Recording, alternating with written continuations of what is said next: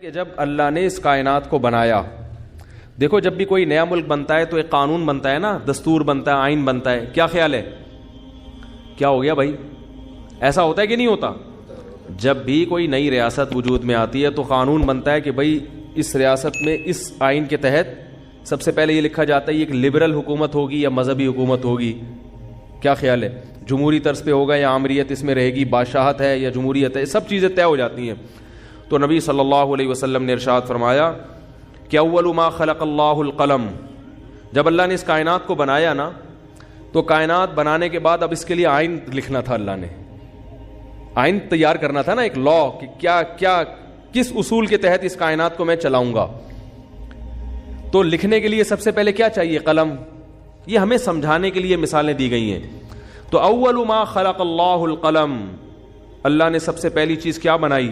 قلم. اب یہ دستور، اب اللہ کو الیکشن کرانے کی ضرورت نہیں ہے، سینٹ سے منظور کرانے کی ضرورت نہیں ہے، خود ہی اللہ نے اپنے لیے آئین بنایا جس آئین کا اللہ پابند ہوگا. عجیب دیکھو، یعنی اللہ دستور لکھ رہے ہیں کس کے لیے؟ اپنے آپ کو پابند کرنے کے لیے. خود اللہ اپنے آپ کو پابند کرنے کے میں ان اصولوں کا پابند رہوں گا. یہ تعبیرات ہیں. فرمایا سب سے پہلی چیز جو اللہ نے اس قلم سے لکھی ہے، سب سے پہلی چیز بنائی قلم، اور اس سے کیا لکھا؟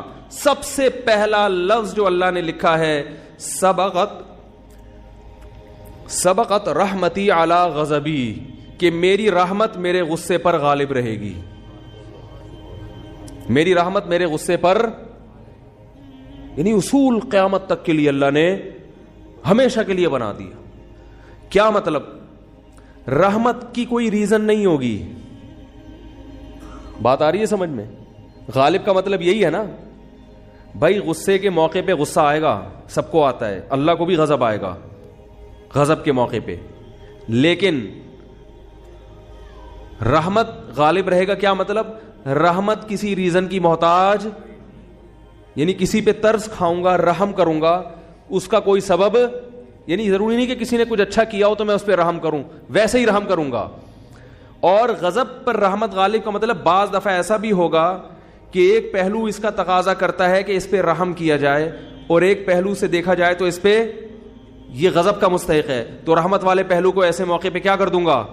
بولو بھائی، غالب. رحمت والے پہلو کو کیا کر دوں گا؟ غالب. تو یہ نہیں کہا کہ میرے اندر غضب ہی نہیں ہے، غضب کبھی پھر تو جہنم ہی نہ بناتا اللہ تعالیٰ، نافرمانوں کو کبھی سزا دیتا ہی نہیں. کیا مطلب؟ رحمت کے آثار زیادہ مرتب ہوں گے، معاف کرنے کا عنصر زیادہ رہے گا، سزا دینے کا عنصر ختم نہیں ہوگا، کم ہوگا. تبھی دیکھو قرآن میں آتا ہے وَيَعْفُو عَنْ كَثِيرٍ، فرمایا بہت ساری مصیبتیں تمہاری بدعمالیوں کی وجہ سے آتی ہیں، لیکن ساتھ ساتھ یہ بھی بتا دیا وَيَعْفُو عَنْ كَثِيرٍ، ساری بدعمالیوں کی سزا میں نہیں دیتا، بہت ساری خطائیں کیا کرتا ہوں؟ معاف کرتا ہوں. یعفو مٹا دیتا ہوں. ہمیں تو بہت تھوڑی غلطیوں کی سزا مل رہی ہوتی ہے، اس پہ ہم اتنا چیخ رہے ہوتے ہیں، سب غلطیوں کی ملنا شروع ہو جائے تو کسی قابل ہی نہ رہیں. زیادہ تر کیا کر رہا ہوں؟ معاف، اور وہ بھی بغیر، یعنی بغیر وجہ کے. اور اگر معافی کی وجہ ہو، یعنی غلطی کر کے توبہ کر لی، پھر یہ اللہ نے اپنے اوپر لکھ دیا ہے کہ توبہ کرنے والے کو کیا کروں گا. آئین میں کیا لکھا ہے اللہ نے؟ جو توبہ کرے گا تو اپنے اوپر معافی کو کیا کر لیا اللہ نے؟ واجب.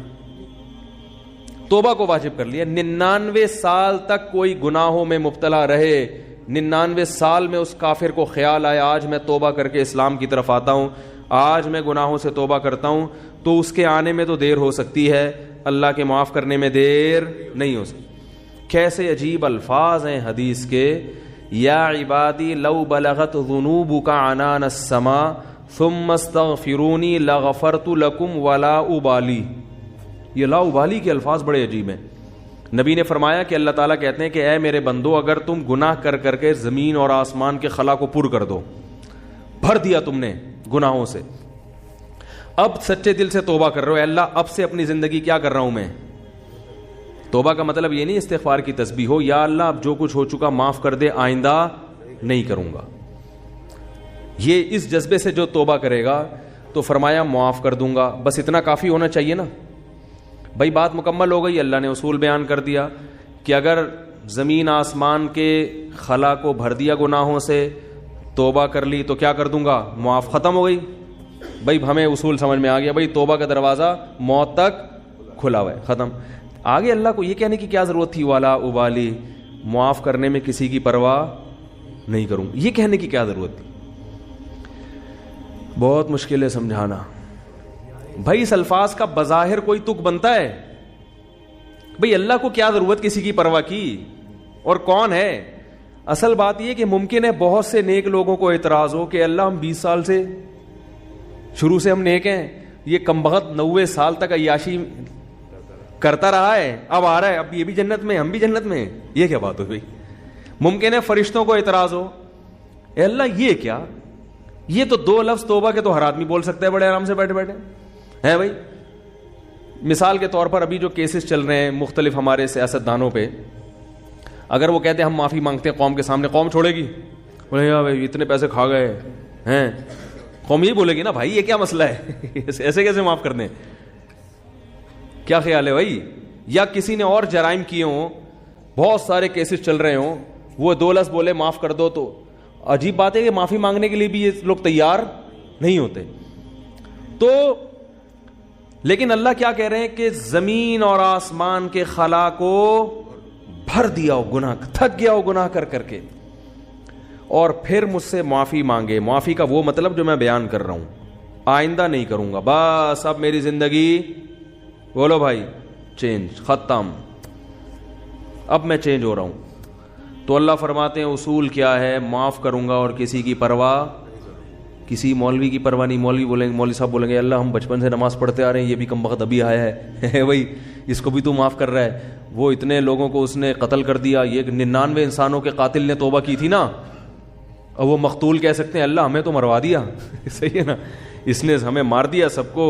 100 راہب کہے گا کہ میں نے اس کو بولا تھا کہ توبہ نہیں ہو سکتی, سینچری پوری کر کے اس نے مجھے بھی قتل کر دیا. وہ حدیث میں واقعہ آتا ہے نا, لیکن 99 انسانوں کو ایک شخص نے قتل کیا, تو ایک راہب کے پاس گیا, ایک بزرگ کے پاس گیا, کہنے لگا میں نے 99 کو قتل کیا, کیا میری توبہ قبول ہو سکتی ہے؟ اس نے کہا نہیں ہو سکتی. اس نے کہا چلو پھر سینچری پوری کرو یار, 99 کا تو کوئی حساب بنتا ہی نہیں ہے, جب جانا ہی جہنم میں ہے تو کچھ کر کے تو جاؤ نا. راہب کو بھی مار دیا ٹھیک ہے نا, 100 آدمی قتل کر دیے. پھر کسی عالم کے پاس گیا, بھئی میں نے 100 انسانوں کا قتل کیا, کیا میری توبہ قبول ہو سکتی ہے؟ اس عالم نے کہا کیوں نہیں ہو سکتی بھائی, اللہ سے معافی مانگ رہے ہو, اللہ معاف کرنے والا ہے, توبہ کرو. وہ عالم تھے نا, علم تھا ان کے پاس, ان کو پتا تھا کہ اگر میں نے بول دیا تو 101 ہو جائیں گے کیا ہو جائیں گے؟ 101 ہو جائیں گے. اور یہ بھی اللہ سے بھی ڈر تھا ان کو. تو فرمایا اللہ ابالی, اللہ کہتے ہیں مجھے کسی کی پرواہ نہیں ہے, کیونکہ یغفر لمن یشاء, میں کوئی جمہوری طرز کا حاکم نہیں ہوں کہ الیکشن سے مجھے سلیکٹ کیا ہو, مجھے مخلوق کے سامنے جواب دینا ہو کہ بھائی کیوں, اصل میں اس کی وجہ یہ تھی کہ دیکھو نا ایکچولی اگر ہم اس طرح سے معافی کا آپشن نہ رکھیں تو پھر تو کوئی توبہ کرے گا ہی نہیں, اس لیے ایکچولی اس میں نہ اللہ فرماتے ہیں مجھے اس کی ضرورت نہیں ہے, میں خدا ہوں, تمہارے مشورے سے میں خدا نہیں بنا, ٹھیک ہے نا. تو میں نے شروع میں لکھ دیا تھا کہ میری رحمت میرے غصے پہ غالب. یہ تمہاری اسمبلی نہیں ہے کہ ہر تھوڑے دن میں آئین چینج ہو رہا ہے. 73 کے آئین کے تناظر میں کچھ اور تھا اور 75 کے آئین کے تناظر میں, تو یہ اسمبلی تھوڑی ہے.